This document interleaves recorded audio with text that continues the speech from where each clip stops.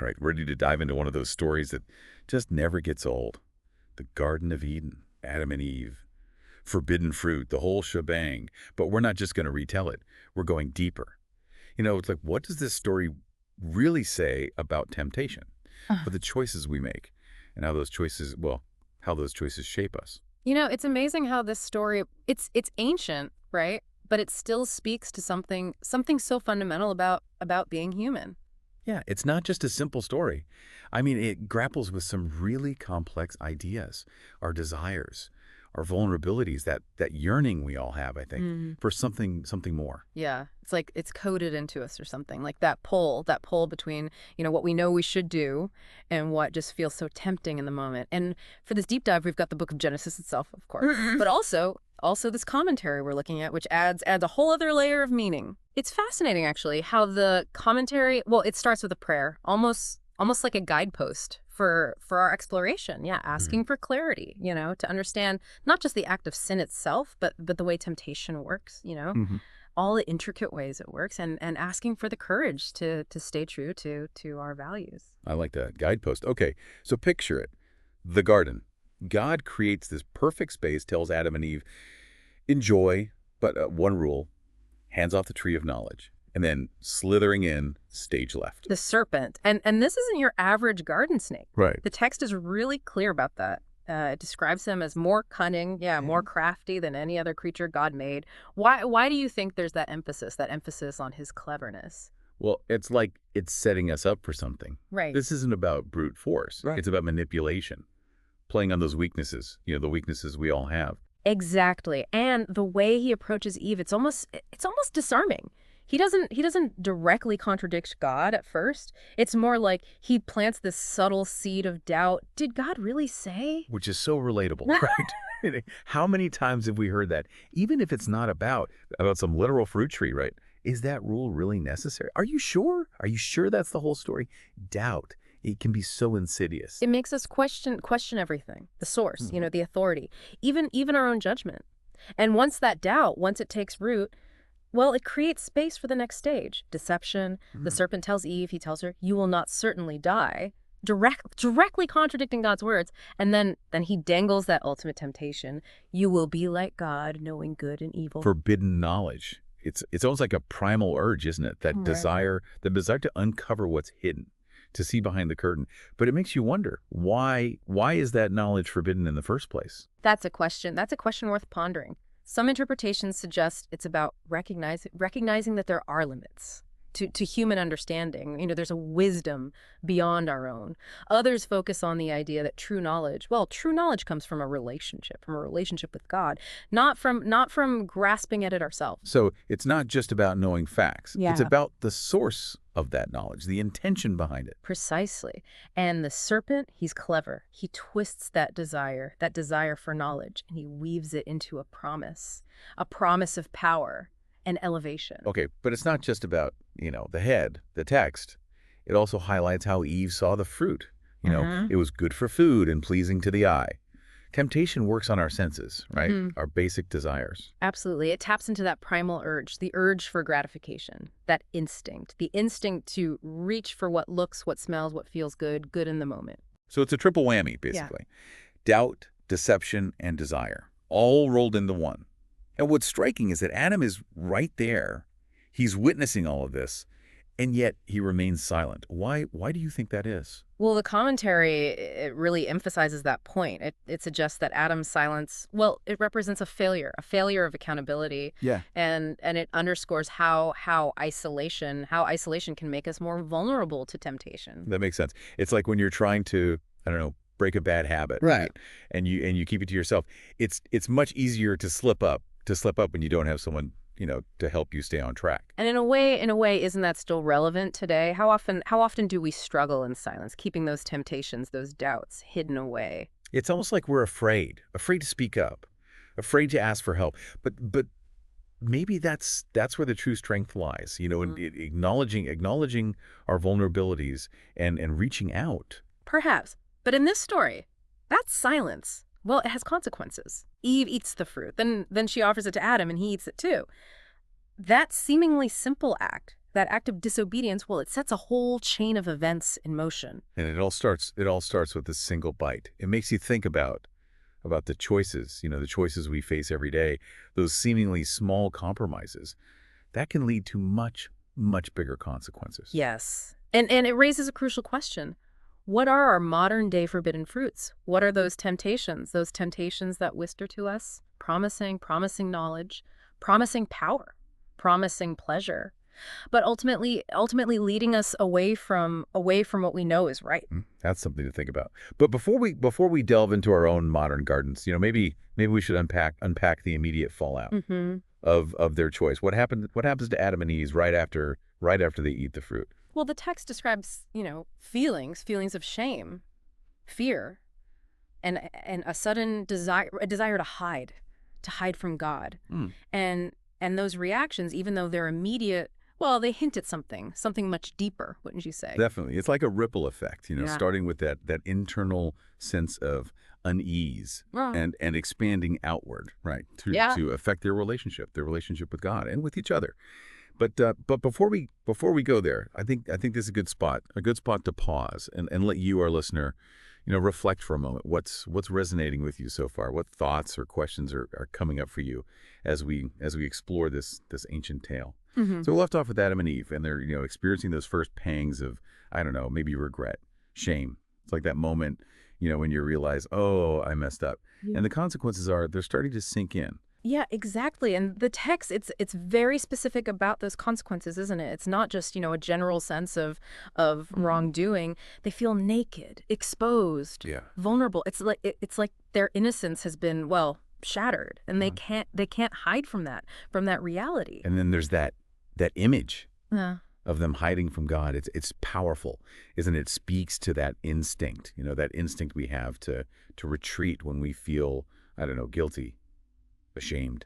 And it also highlights a shift in their relationship with God. Before, well, they walked with him freely in the garden, but now there's this sense of separation, of fear. They no longer see him as a loving presence, but as someone they need to hide from. That reminds me of something the commentary mentions. Yeah. About the consequences of disobedience. It wasn't, just about breaking a rule. It was about damaging that connection. Yeah. That connection with the divine. Yes. The commentary really, really emphasizes that. It describes sin as a turning away from God, a choice that creates, distance and disharmony in that relationship. And it suggests that this disharmony extends outward. It impacts, our relationships with others, and even with ourselves. So it's not just about some cosmic rule book. It's about the ripple effects, right? The ripple effects of our choices, how they can impact, our whole being. Yeah. And the world around us. Precisely. And that brings us to the question of how does this ancient story, how does it connect to our lives today? Do we still have those Gardens of Eden, those moments where we're faced with a choice, a choice between obedience and disobedience? Well, I mean, we might not have talking serpents and forbidden fruit trees, but I think the essence of the story, it's still incredibly relevant. Yeah. Don't you think? Don't you think we all have our own serpents, those temptations that whisper doubts, that promise us something desirable, and lure us away from what we know is right. Absolutely. And just like in the garden, those temptations, well, they often appeal to our deepest desires and vulnerabilities. They play on, our insecurities, Yeah. our longings for acceptance, for power, pleasure, Yeah. security. It's like they know our weak spots. Right. And sometimes it's not even these big dramatic temptations. It's those subtle compromises. Those daily choices where we choose convenience over integrity, comfort over courage. I find it fascinating how the commentary challenges us to think about those small compromises. It asks, what are the seemingly insignificant choices, the choices you're making that might be leading you further from your values, your beliefs, or your sense of wholeness. Seemingly insignificant choices. That really hits home. It's so easy to justify those little things, to tell ourselves it's not a big deal, or everyone does it, but maybe those small compromises, Well, maybe they're eroding something more significant over time. Yes, that's a powerful insight, isn't it? The idea that our character, it isn't shaped by these grand heroic moments, but by the accumulation of those seemingly small decisions, those decisions we make every day. And those decisions, well, they can lead us down a path we didn't intend to take. Yeah. We might start with one small compromise, then another, Yeah. and another, until we're far, far from where we wanted to be. It's like we're slowly, drifting away from our own internal compass. That sense of right and wrong that guides us. And sometimes it takes a jolt, a moment of reckoning to realize how far we've strayed. So how do we find our way back? Is it even possible to undo those choices, to bridge that gap we've created? Yeah. Well, the story of Adam and Eve, despite its focus on the fall, it doesn't end in despair. In fact, it hints at the possibility of redemption, of finding a path back to wholeness and right. right relationships. There's hope then. It's not a one-way ticket out of the garden. Exactly. And I think that's a crucial message for us today. We might make mistakes, we might stumble, we might fall.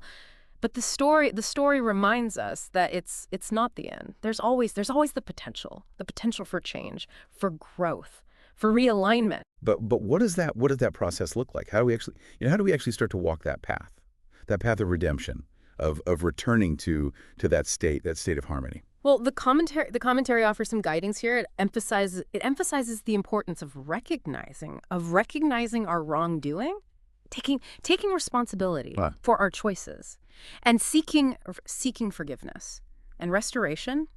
It also highlights, the role of grace, the idea that even in our brokenness, well, we're offered a way back. So it's not about punishing ourselves or dwelling on the past, but about acknowledging our mistakes and then actively seeking a way forward. Yes. And it's about recognizing that we don't have to do it alone. Just like Adam and Eve were ultimately offered a path forward, we too can, we can seek support, we can seek guidance and forgiveness from others, from our communities, and from a power greater than ourselves. It's like we need to rebuild those bridges, the bridges that were broken, the bridge to our own inner truth, the bridge to those we've harmed, and the bridge to that sense of the divine that might feel distant. Yeah. Or inaccessible. A beautiful way to put it. And it's a process, It's a process that takes time, it takes patience, and a willingness to learn and grow. But the story reminds us it's a journey worth taking. So we've explored the temptation, the fall, the consequences, and now this glimmer of hope, this possibility of redemption. But how do we take these ancient insights and apply them to our modern lives? How do we move from understanding the story to actually living it? Yeah, that's the challenge, isn't it? It's like, how do we bridge that gap between, the ancient wisdom of the story and the messiness of our modern lives? I mean, it's easy to get lost in the symbols and metaphors and all that, but how do we extract something real, something we can actually use? Well, the commentary it offers a suggestion. It encourages us to think about one specific area in our own lives where we're tempted to compromise. Where we might be straying from those values, the values we hold dear. So it's about getting specific, like zeroing in on one thing we want to work on. Not like trying to overhaul our entire lives overnight, but taking one small step, like one intentional shift. Yeah. In a specific direction. Exactly. And the key is to be honest with ourselves, to really examine those areas where we might be, justifying our actions. Yeah. Where that inner voice is whispering, it's okay just this once. It's about tuning in to that inner compass you mentioned. Right. Like recognizing when we're veering off course, even if it's just a little bit. Precisely. And the commentary, it goes on to suggest that once we've identified that area, well, we need to make a deliberate choice, choice to align our actions with our values. It's not about, suppressing our desires or denying our humanity. It's about choosing a path that leads us towards wholeness and integrity. So it's about making a conscious choice. Yes. Even if it's hard, even if it means, going against the grain. or facing some discomfort. Yes. And the commentary, it reminds us that we don't have to do this alone. It encourages us to seek support from others, whether it's, a trusted friend, a mentor, a spiritual advisor, or a community that shares our That's like values. we need a team. Yeah. A network of people who can help us stay accountable, offer encouragement, and guide us when we get lost. Exactly. And the commentary also, it emphasizes the importance of prayer, of seeking guidance, seeking strength from a source beyond ourselves. It suggests that when we connect with that higher power, well, we tap into something like a reservoir of wisdom and Right. resilience that helps us navigate those tough moments. So it's about drawing on both, internal and external resources, Mhm. like our own willpower, our own determination, but also the support of others, and the strength that comes from our spiritual connection. That's a beautiful way to put it, and I think it speaks to the power of this story. How it reminds us that we're not meant to navigate these challenges alone. Yeah. We're part of something bigger, a larger web, a web of connection, and when we draw on those connections, well, we find the strength to make those difficult choices. It's like we're all in this garden, we're all in this garden together, Yeah. facing our own temptations, Yeah. making our own choices, Yeah. and learning from each other's experiences. But as we wrap up this deep dive, I think it's important to acknowledge that this isn't, a one-time fix.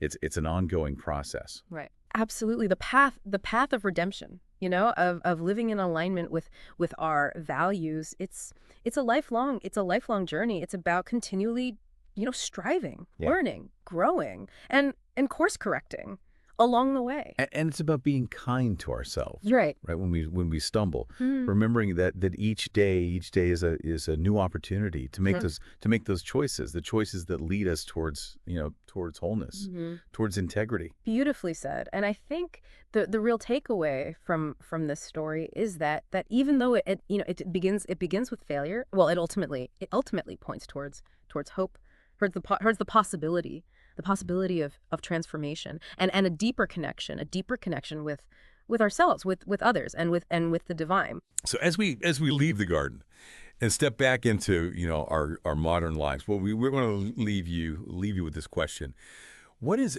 one small compromise you're making in your life right now that you should address? What would it look like? What would it look like to choose a different path, even if it feels difficult? Remember, you're not alone.